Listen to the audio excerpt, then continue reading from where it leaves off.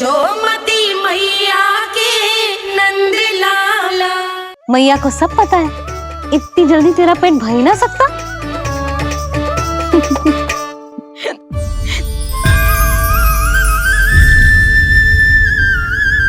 ये क्या है लल्ला? ये क्या था तेरे मुंह में, दिखा। ओहो, मैं तो भूल ही गया था कि मेरे भीतर ही तो सारी सृष्टि समाई हुई है।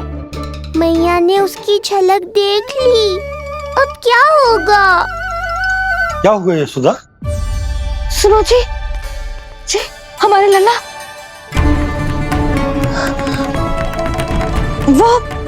वो इसके मुंह में। क्या?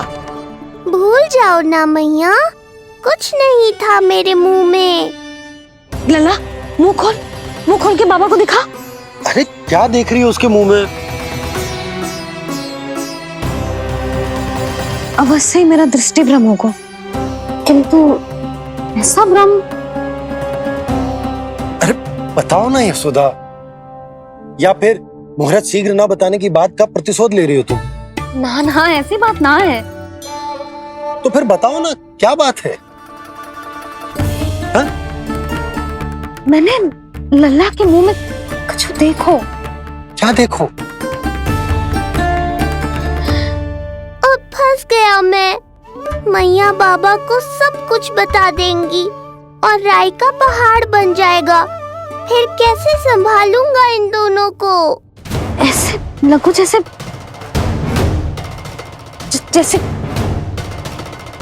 पूरा का पूरा ब्रह्मांड। ब्रह्मांड लल्ला के मुंह में। अच्छा, तुम मेरा मुंह देखो।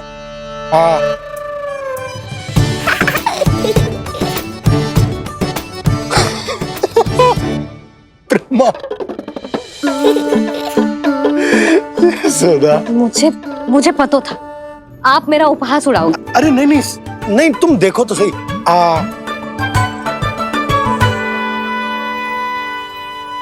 ब्रह्मांड ना सही, गोकुल तो दिखना चाहिए। अरे गोकुल को राजा हूं मैं, है कि ना? है? देखो, अरे देखो तो। धन्यवाद बाबा, आपने इस बात को गंभीरता से नहीं लिया, इसलिए अब मैया भी नहीं लेंगी। आज तो बचा लिया आपने। आज के बाद ना आपको कुछ बताऊंगी ही ना। आप जाओ, नामकरण उत्सव की तैयारी करो। और हाँ, इस बार भी उत्सव छोटा ही करना है, जे तो मत ही बोलना। हाँ। अब इसे कैसे समझाऊं कि हम कोई भी उत्सव बड़ा ना कर सकते? व्यर्थ ही कंस की दृष्टि पड़ जाएगी हम पर।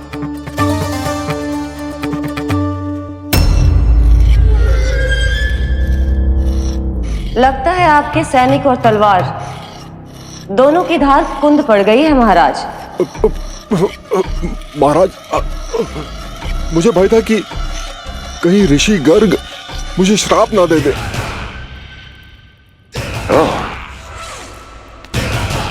तो श्राप से भयभीत हो गए दुर्जन, किंतु कंस तो कोई श्राप नहीं देता, सीधा मृत्यु देता है। ऐसा न करे महाराज, दया करें, दया निदान। यदि मैं उनकी इच्छा के विरुद्ध भीतर जाने की कोशिश करता तो जितनी सूचना मुझे मिली है उतनी भी नहीं ला पाता। तब आपको कैसे पता चलता महाराज कि आपकी बहन और बहनोई मात्र अपनी मृत संतानों के श्राद्ध के लिए वहां नहीं गए थे?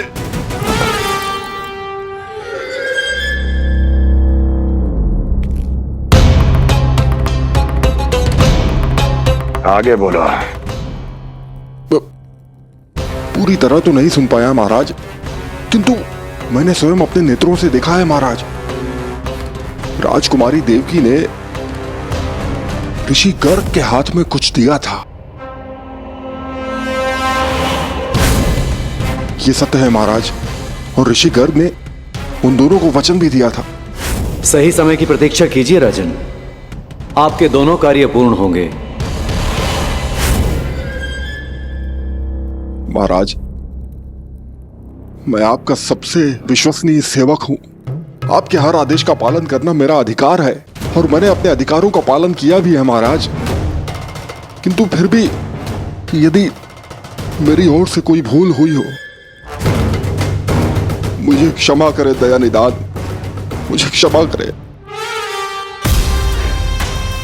इसका अर्थ है कि उत्कच सही कह रहा था।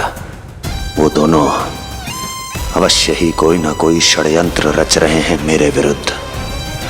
समय आ गया है, अब मुझे किसी ऐसे की खोज करनी होगी जो उतना ही शक्तिशाली हो जितनी की मेरी ये तलवार।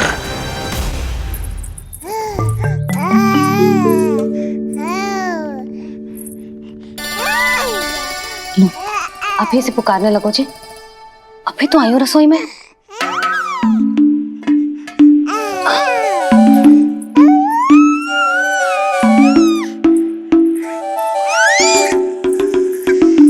शीघ्र ही तुझे भी अपने बाबा का हाथ बटाना पड़ेगा, समझ रहे हो ना? बटाएगा ना हाथ? अभी जो 100 दिन का भी ना हो और जिस नन्हे से बालक को काम काज का भार सौंपने की बात करने लगे। काम का नाम सुनते ही मुख से स्वर ना निकल रहे तेरे। अभी तो बड़ा ऊ कर रहा था। बता, हाथ बटाएगो के ना? अरे बता ना।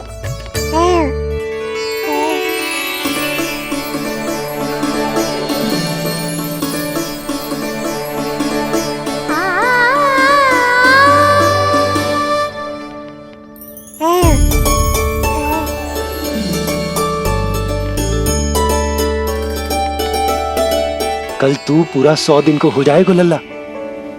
पंडित जी आएंगे, तुझे नया नाम मिलेगा। देखो तो मन में तो इनके भी कितना उत्साह भरो है। बस दृष्टि में मैं ही आती हूँ। और कल तुझे वो नाम मिलेगा लल्ला जिससे पूरा संसार तुझे पहचानेगा।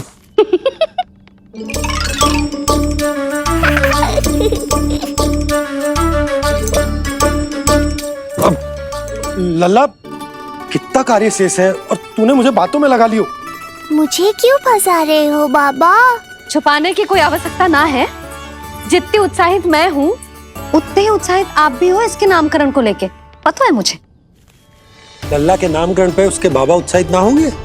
बिल्कुल होंगे, इसीलिए तो कह रही हूँ अपना उत्साह बांटो अपने लल्ला के साथ। मैं अभी आई। अच्छा, ऐसे तो तुम लल्ला को छोड़ के कहीं ना जाती। अभी कहाँ चली? रोहिणी जिज्जी के पास, और कहाँ? लल्ला और उसके दाऊ के नामकरण की तैयारी करनी है कि ना? कितने लोगों को आमंत्रित करना है, कितने प्रकार की मिठाइयां बनानी है, ढोल वाले को कितने बजे का समय देना है, ये सब सुनिश्चित करना है ना, ताकि ये उत्सव गोकुल का सबसे बड़ा उत्सव हो। अरे सूची देनी है जिज्जी को।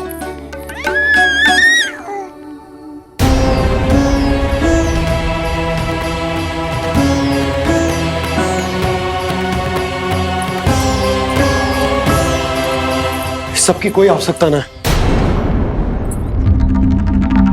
आवश्यकता ना है मतलब? कहना क्या चाहते हो आप?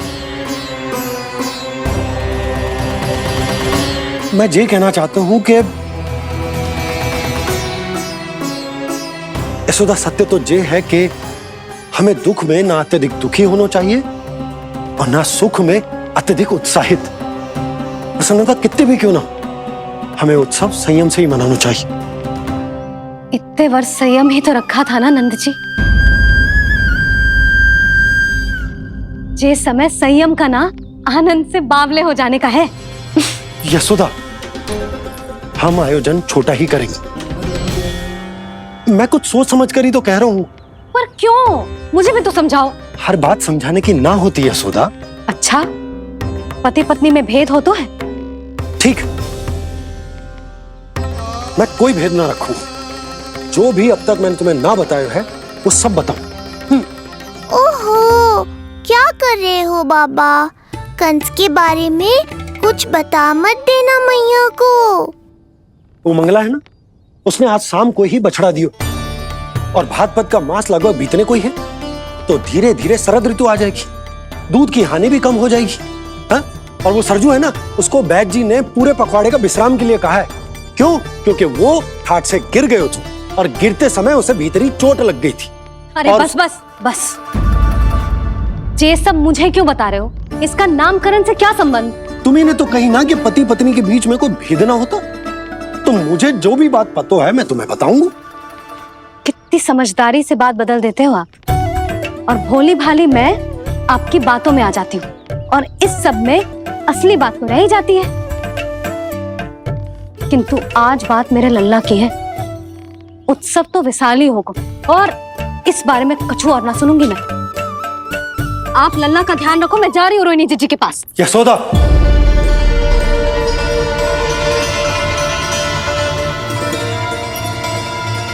बात केवल सुनने की ना होती, उसे समझना भी पड़ता है।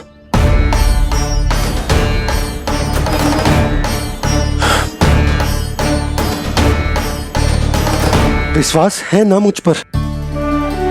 मैं कुछ सोच समझ कर ही कर रहा हूँ ना। उत्सव तो छोटा ही होगा।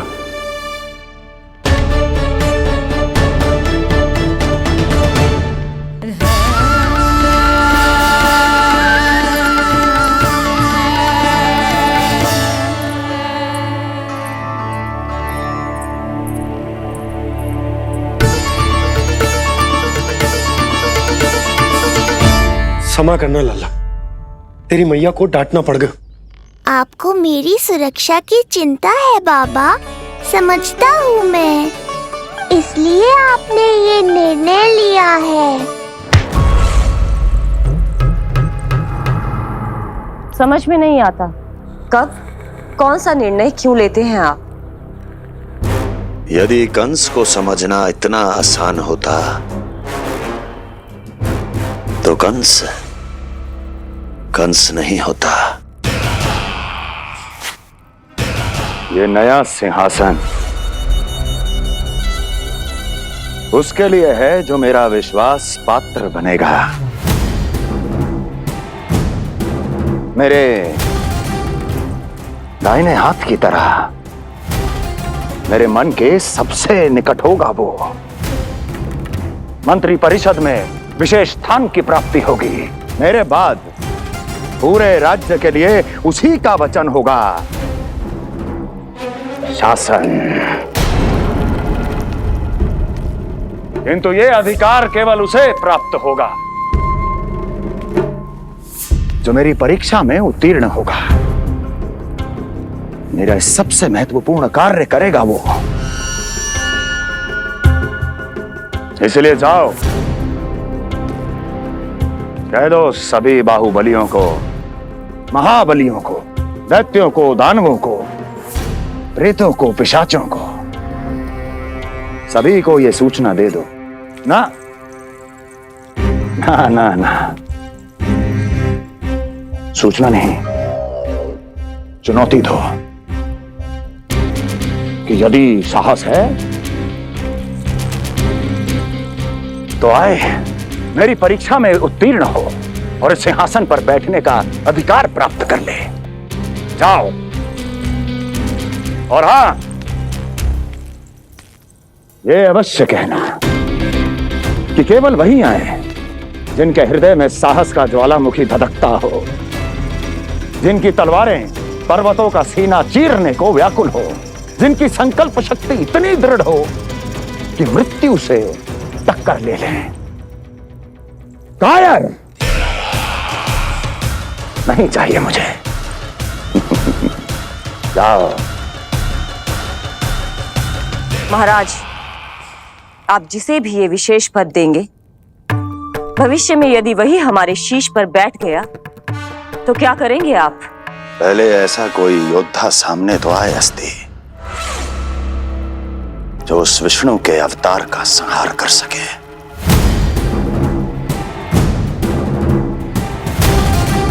और जहां तक प्रश्न है हमारे शीश पर बैठने का, तो स्मरण रखो अस्ति,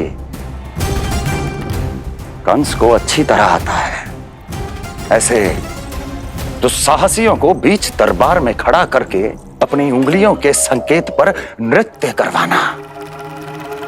ता दीर्घ ता और अपना कार्य सिद्ध होने के बाद उनके तन से उनके शीश को उतारना। कंस को भली भांति आता है।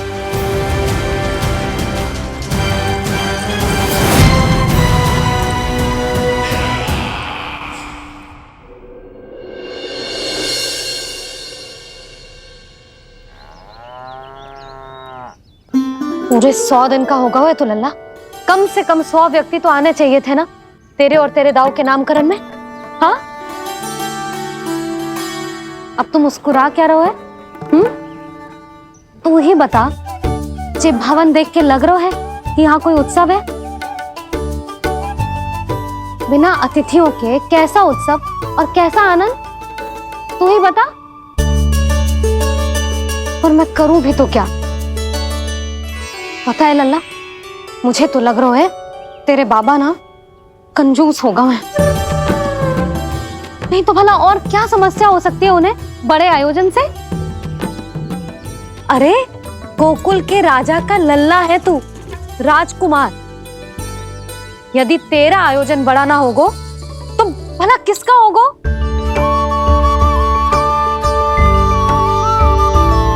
मेरी भूल है, मैं भोली हूं, इसीलिए व्यर्थ में तेरे बाबा की बातों में आ गई।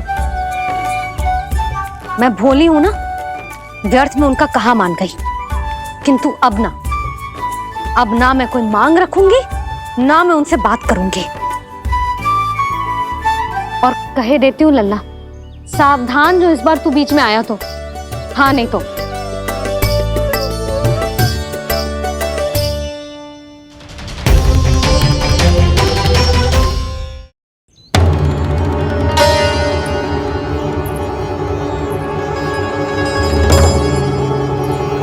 क्या होगा?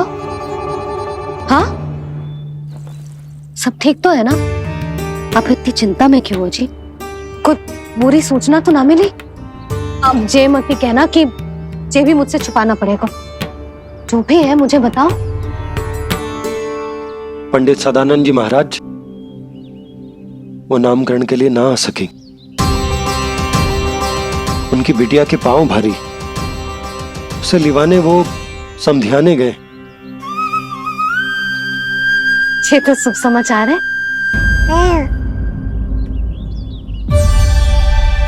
किंतु मेरे लल्ला का नामकरण अब वो सही मुहूर्त पे कैसे होगा?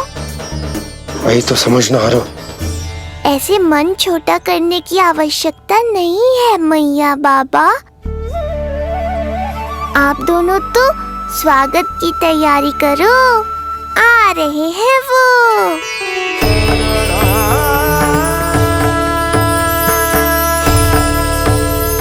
लो, आ गए वो जिनकी मुझे प्रतीक्षा थी। आप दोनों व्यर्थ ही चिंता कर रहे थे।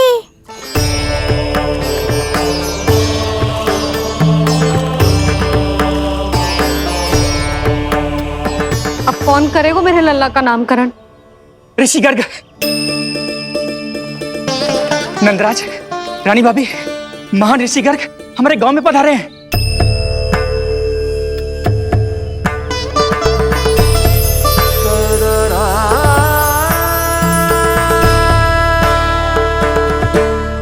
ऋषि गर्ग गोकुल में?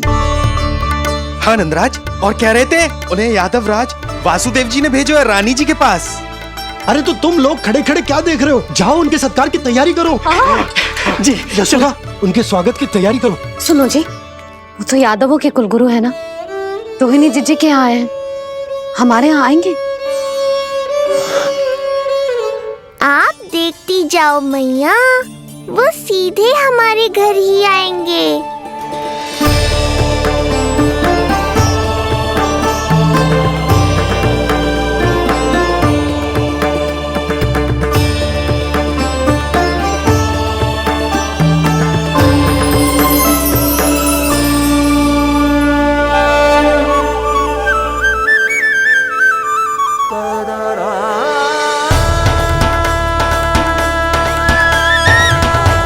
ये क्या हो रहा है मुझे? मैं उस भवन की ओर क्यों बढ़ा जा रहा हूँ? क्योंकि आपके यहाँ आने से ही मेरी मैया बाबा की चिंता समाप्त होगी ऋषिवर। ये बात तो मैं न जानता, परंतु मुझे जाकर उनको स्वागत करना चाहिए।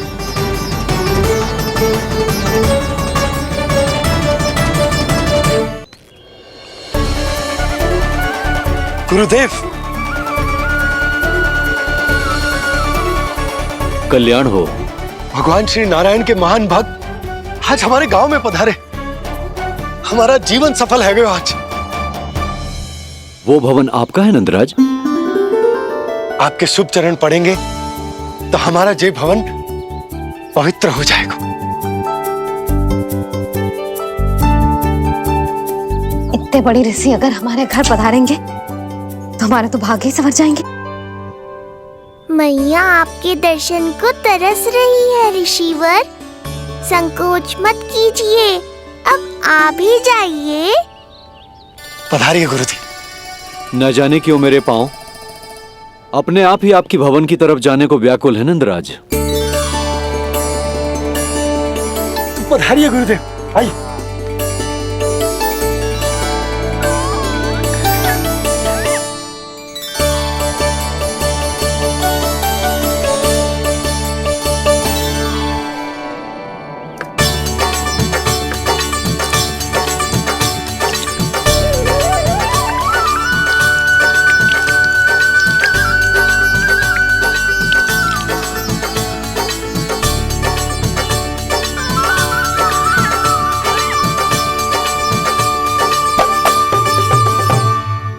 कल्याण हो। पधारिए।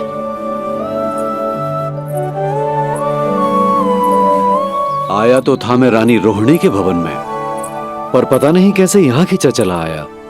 विराजिए गुरुदेव। महाराज, आप इसे भी रोहिणी जिज्जी का ही घर समझिए। मैं अब भी बुलाकर लाती हूँ। महाराज, ये हमारा सौभाग्य है कि आपने यहाँ आना स्वीकार किया। कहिए, क्या सेवा करूं मैं आपकी? मुझे आपके भाई वासुदेव ने भेजा है नंदराज।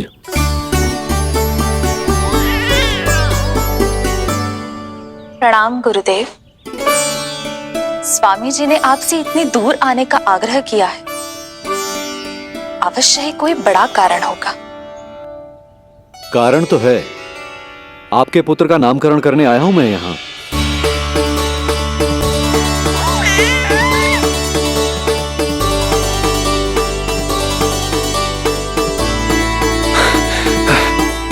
ऋषिवर, तब तो आप अत्यंत ही शुभ दिन पधारे।